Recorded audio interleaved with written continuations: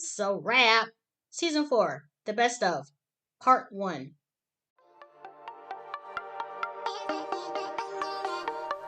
Hello, hello, hello, and welcome back to The Conversation Piece with your host, Akila.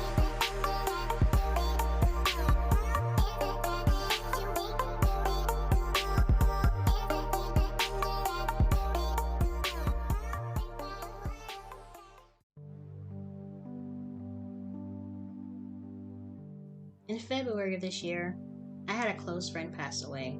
And often when death surrounds us, we start to think about our own mortality and reflect back on our own life. Well, my first guest and friend this season, Chris, who was featured on the Walk a Mile episode where we discussed homelessness and mental health. Well, before that, we had a very interesting chat about religion.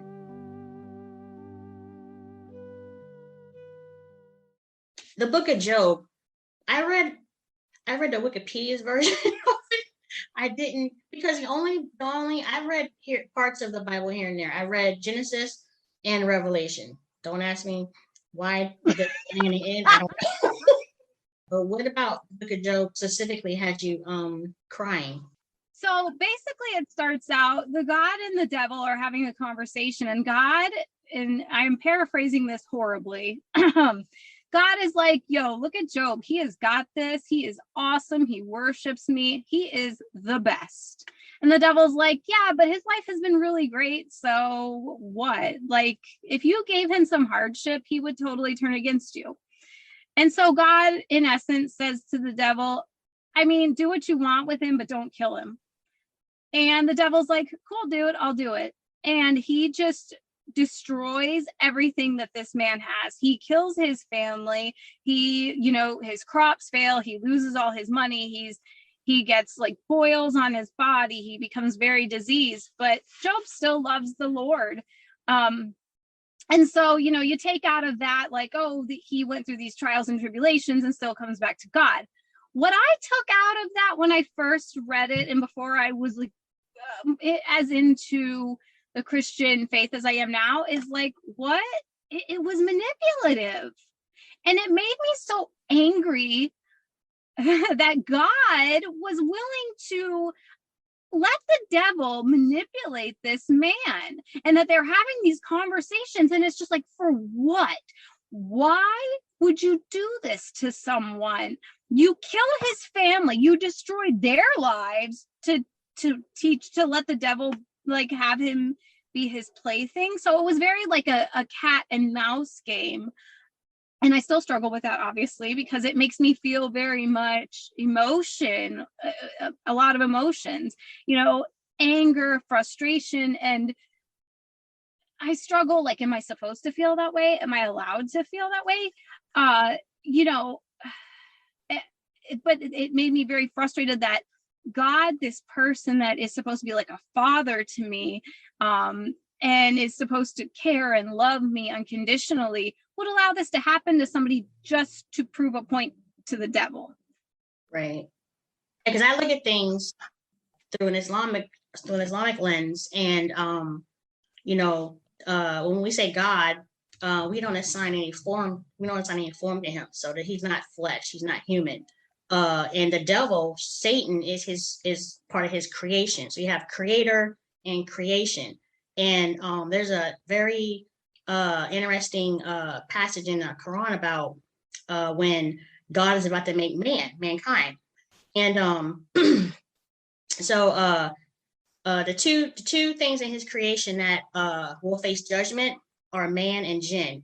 Jinn are these unseen forces that they're like invisible. We do believe in like the unseen. So Satan, who he used to be Iblis.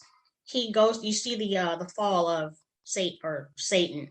And so Iblis at the time, he happens to be among the angels, who are also creation. But they're made of different substances than we are. Angels are made of light. Jinn are made of like a smokeless fire. And man, of course, we're made from the earth. We're from the earth. And so God says, I'm about to create man. And the angels go, are you about to create something that will shed blood and cause mischief? And so I always like grapple with that part. Like, what frame of reference would the angels have about something in his creation that would shed blood and cause mischief?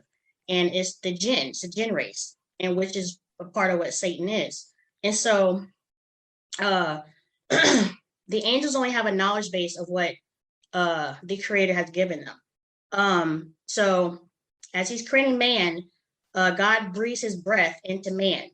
And so we have that essence of his breath within us.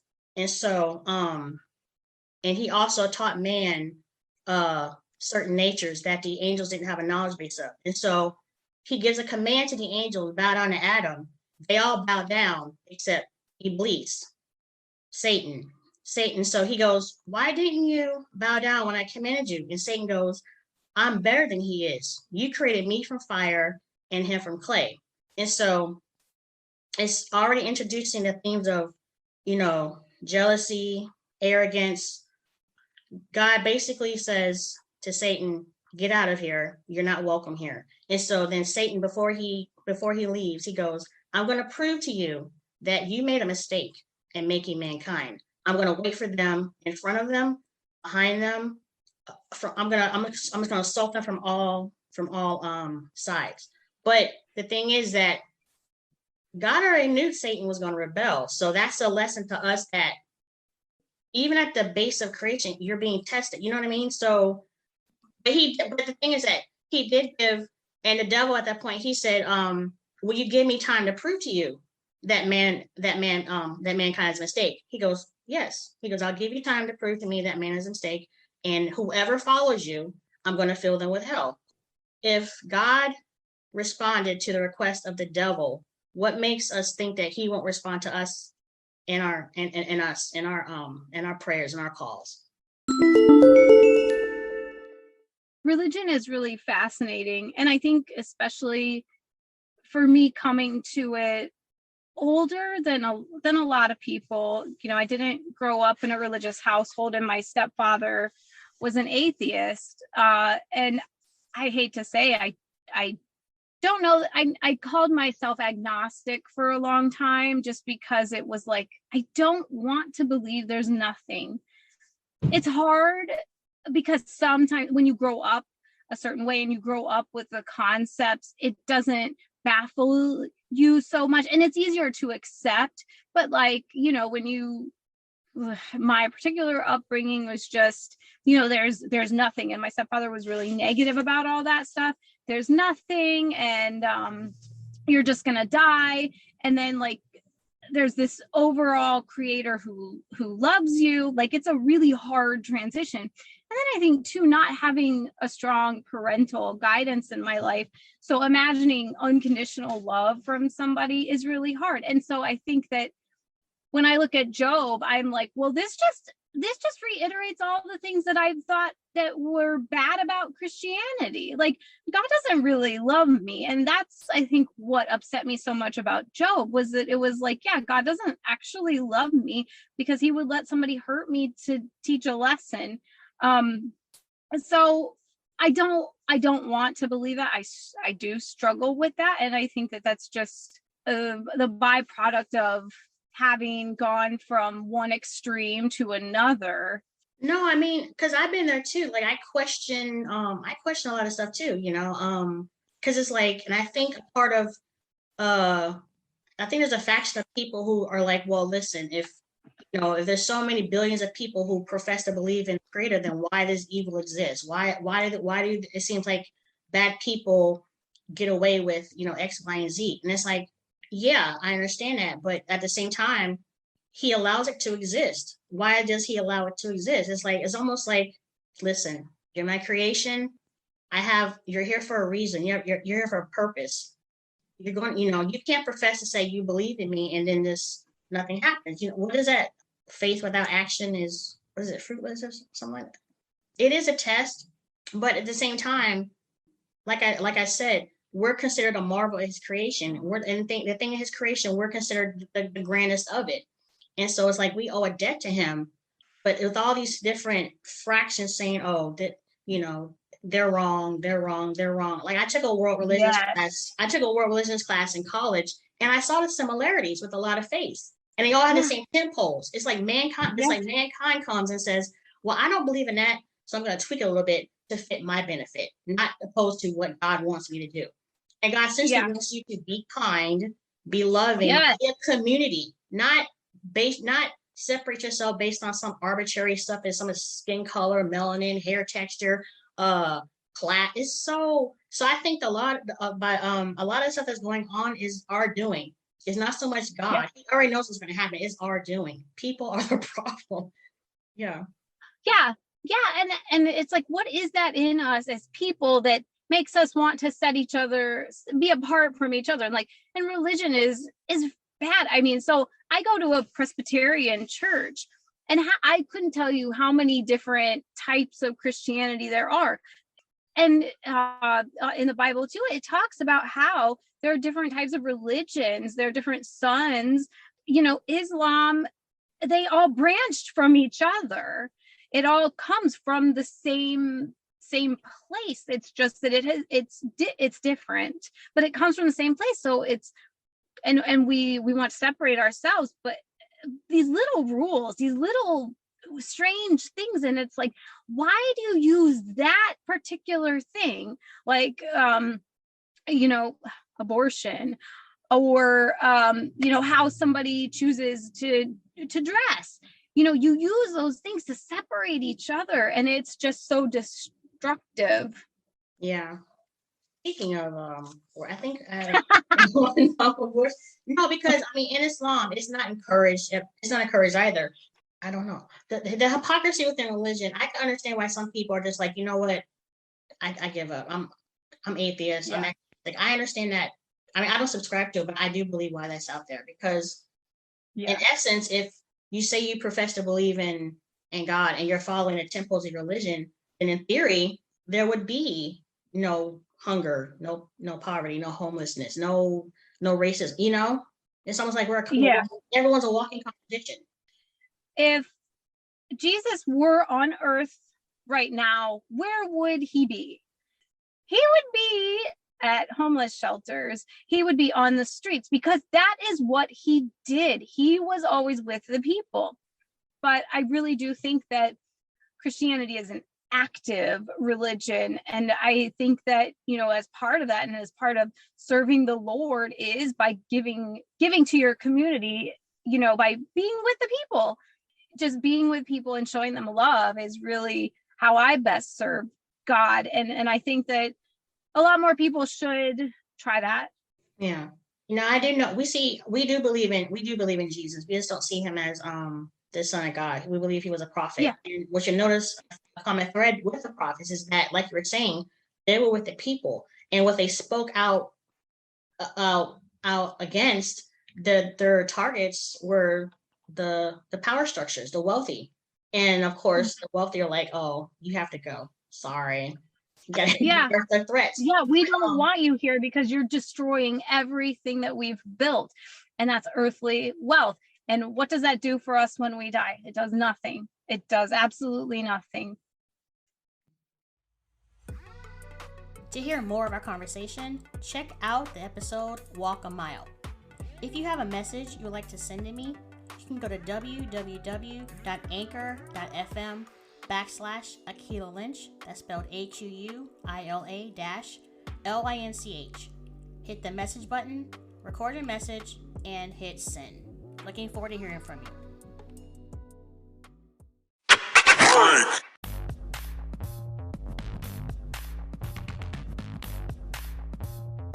The second episode of this season, me and Cece reviewed the movie Antebellum.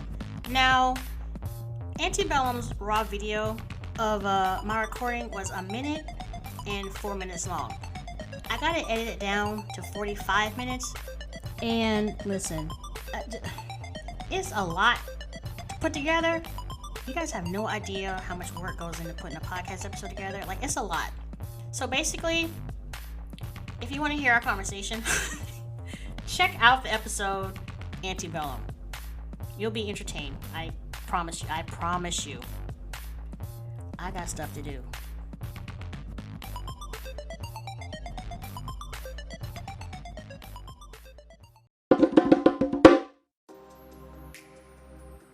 Episode 3 of this season dealt with BBLs and the concept of money.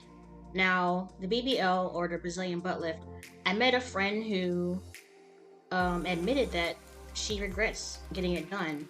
And I appreciate her honesty and candor, because how many people do we know that will, number one, admit to having plastic surgery or any kind of cosmetic surgery, and but say they would regret it, you know? And the second part of the episode is a guest of mine who's becoming a little frequent flyer. But she always has these interesting not a conspiracy theory, but she has these interesting concepts. She's a very interesting young person to talk to. I love her to death. But we discussed the concept of money, and is money real? Is it a construct? How valuable is it?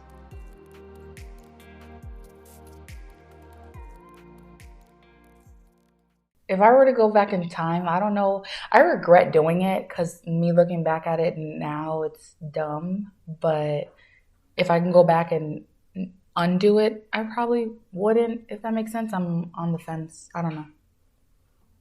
Does that make sense? Yeah. Or did I just contradict myself? It's not redoing it smaller. If I were able to go back in time and redo it, I would redo it and then become a gym junkie instead of just like, my body was so perfect. I was just like, oh, okay, I'm invincible. I can eat whatever I want. Like, nothing's going to change. But it fluffs. I mean, your body's recovering for 6 months. So 6 months? Yeah. You're changing every month. You're swelled up. It's going to get bigger. And it's crazy because when I first got it done, I was actually crying. Remember, I was crying because I didn't think it was big enough. And now I think it's too big.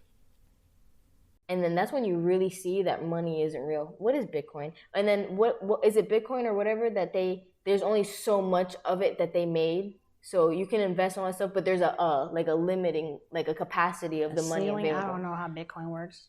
I just know for a minute there, they were pushing Bitcoin hard. It's like, why are you pushing this so much? Not everyone can afford Bitcoin. But like you said, back in the day, let's say like gold was the currency. Even then though, think about it. That makes more sense than how money is used today. Because it's like, I physically give you this, you physically give me something. But let's say I give you gold for like oranges. I survive off the oranges. But what is the gold going to do for you? Even back then, the currency doesn't make sense. It's not really real. It's just a trade. I mean, now we have this whole credit thing. And the credit game is rigged too. Oh, yeah. But credit, if you look at the credit game works, more people are in debt. That's what we kept seeing people in debt. Yeah, that credit. Yeah. To hear more of our conversation, check out the episode Get the Bag. If you have a message you'd like to send me, you can go to www.anchor.fm/Akila Lynch. Hit the message button, record your message, and hit send. Episode 4. Life.Is.A.Squid.Game. But no, for instance, there's this conspiracy theory about the world being overpopulated, right? So I saw this one, I think it's a documentary called Shadow Government. How they're the elites in each country, they want to have like a one world government, but they realize that the world is overpopulated and that it's not going to sustain itself. But their mission is to pretty much get rid of 85% of the world's population. Oh, I didn't expect it to be that much. Right. I'm like, 85%? Yeah. So let's break down I want to break down the games. Okay, red light, green light. Basically following rules, following what you're told, and that like every day we follow rules, we follow laws, you know. It shows you like you need to act the way you are told to act, and you literally see it in the game. You don't follow the rules and then you're gone.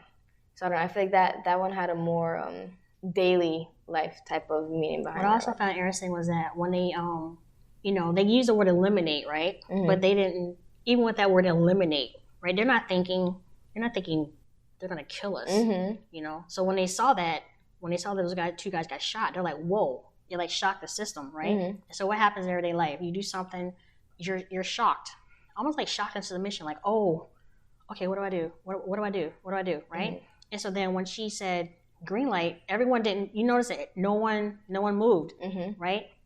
And then, of course, red light, and then it said green light again. The old man, he moved, right? He moved twice. And so everyone's still kind of like, because it's like, you're not going to kill an old man, right? Yeah. We value our citizens. We value our old people. They're not going to kill us. They're not going to kill an old man. And so then it kind of like eased up a bit, right?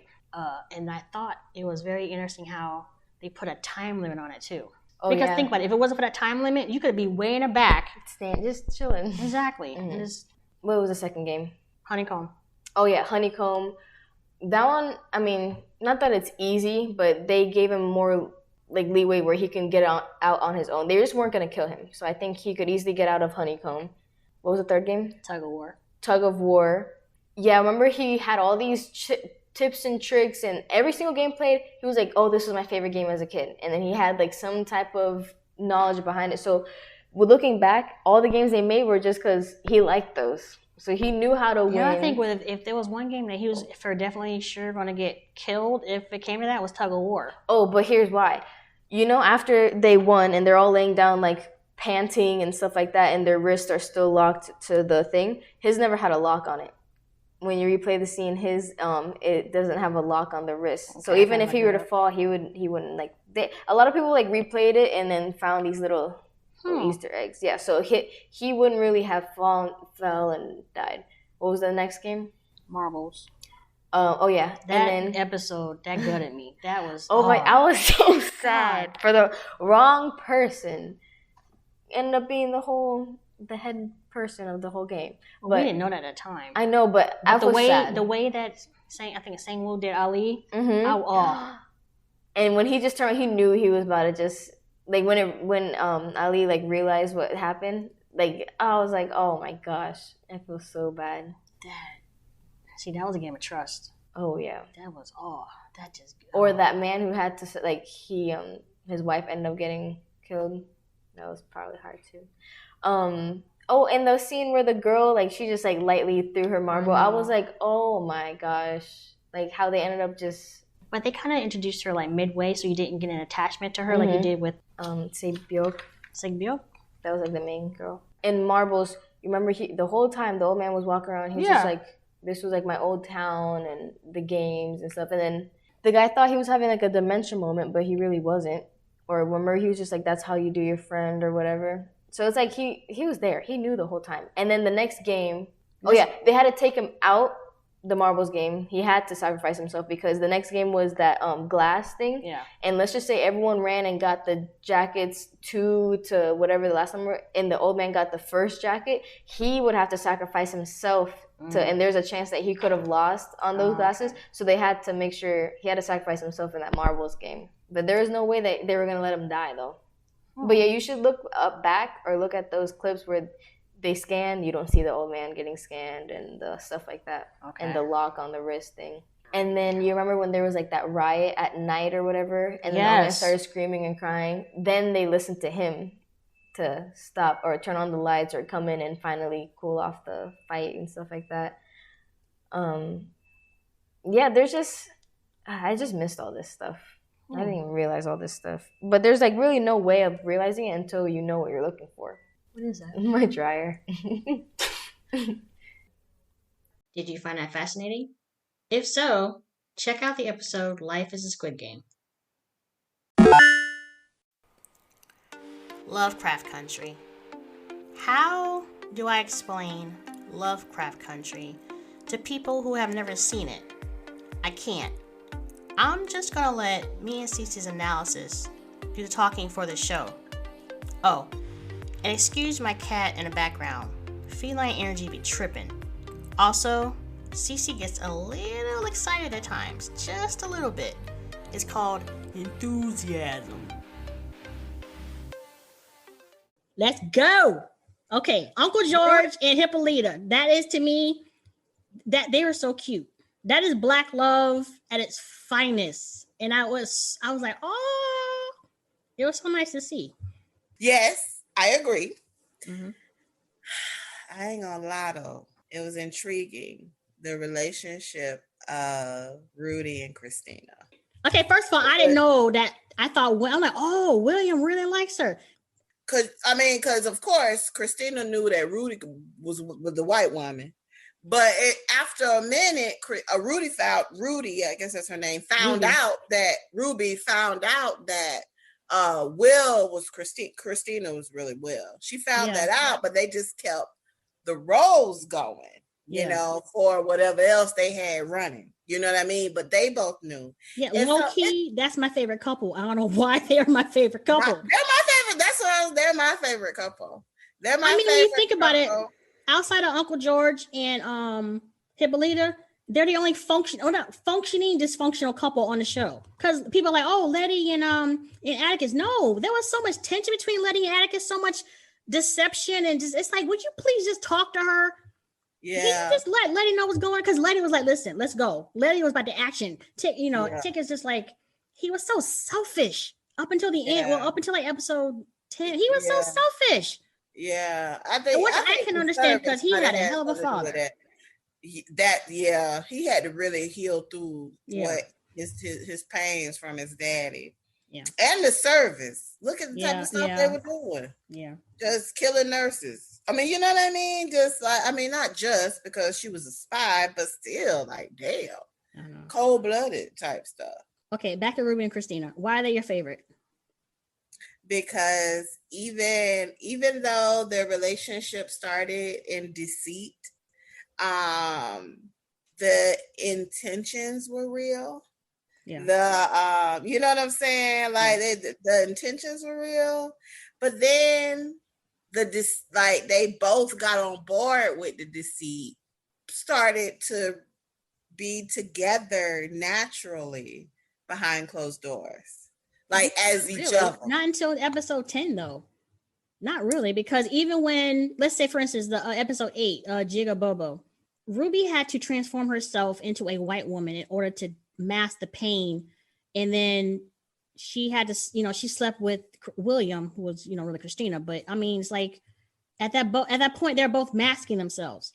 Yeah, they were both yeah, they were. But even William was like, he made it clear that he was okay with both. Yeah, I know. I mean, like anywhere, however you feel good at, I feel, like I'm with it. I thought that was kind of dope. I thought visually too, like, this is a dark-skinned Black woman, a heavy-set, beautiful dark-skinned Black woman. But Christina, when you think about it, though, Christina never lied to her. She maybe kept certain details, but she never lied to Ruby. She didn't lie to any of them when you think about it. Oh, she just kept certain details. Yep. But she's a transactional character. She's like, it's like, okay, well, you need something. All right, I need something from you. Right. Okay. Speaking of episode 8, this is it had centered around Emmett Till's murder. It is a favorite of mine. It's not my favorite. Maybe it's my second favorite, even though the horror aspect was on, like, those two girls, whoever they were, man. But the neglect that Dee Dee went through on that episode, oh my! I wanted to slap every single adult in that episode. It's like, can y'all stop being selfish for 1 minute and go look for this girl? But then when you think about it, it works on so many levels. Because what about the neglect that Black girls go through on a day-to-day level in today's society? Little Black girls go missing. Nobody really cares. The neglect that Black women feel in their relationships. Kids that ain't being watched because they mama or daddy or parental figure getting high. You know what I'm saying? That happened. That's every day. That's happening right now. Yeah. At a local house near you. You know what I mean? That's like terrible. Where it's like same thing. Like you said, people ain't paying attention. Like no guidance. There's long time periods where there's a lack of guidance. Yeah. But I feel like their mindset, they were focused on such a bigger picture. It consumed them. Mm-hmm. I feel, because the picture that they was looking at was huge. Now I felt like they did a great job showing both perspectives. For us to even be talking about this, they had to do a great job, because it's like, well, what was Dee feeling? Neglect, and like, don't nobody care, and my mama gone, and everybody left me. Now I got a spell. I'm going through this shit by myself, and I'm seeing I'm being haunted. I'm turning into something. You know what I'm saying? Like all of this kind of stuff. But really, that was happening, because that was happening to her, but it was something also happening that was so much bigger, and it unfortunately the timing, just how I feel like, just how everybody had to move. Her mama had to leave because her mom did not mean to neglect her. Right. But tell D that though. Mhm. Because I still feel like D, she's a whole nother little girl. She is. Ooh, she a whole nother little girl. Okay. So I feel like even telling her that there's a challenge there. Like I feel like she's her personal truth. I feel like she's matured into her perspective, if that makes sense. Yeah, I think she's found a whole nother purpose now, because even at the end where they again, they left her in a car by herself while they're, doing a spell or whatever. I mean, granted, she was being, quote unquote, guarded by a Shoggoth, but we didn't see that at the time. Tick dies. Spoiler alert for anyone who might be listening to this in the future. But and again, they leave Christina under rubble. And Dee's like, they don't learn. They never learn. Yeah. Because at first I'm like, who are they? They. Like, I was like, oh. It's like, yeah, they're gonna go take care of, Tick, because Tick is important. But yeah, it's like, can y'all deal with the witch first before you go bury him? It don't take, And it's so Dee's like, you know what? I got this. Crush. Yeah. Well, ladies and gentlemen, it's funny because I don't believe Tick is dead. Tick is not dead. Sequel? Hell no. Misha Green plotted out an entire roadmap for season 2, and it could have been that map of America that scared the folks at HBO. It would have been the tribal nations of the West, the White Lands, the new Negro Republic, and the Jefferson Commonwealth. And all of these would have made up the sovereign states of America. But HBO said, psych!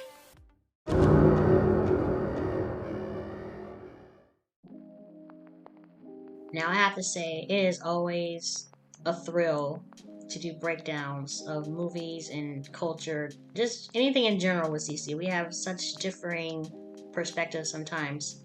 But if you like that, check out the episode Lovecraft Country for the culture. If you have a message you'd like to send me, you can go to www.anchor.fm/Akila Lynch. Hit the message button, record your message, and hit send. So don't be scared. Send me a message. It won't even take a minute. Like, literally, because that's all the time that you're given. Thank you, Anchor. Shout out to Anchor. Love you guys. Looking forward to hearing from you.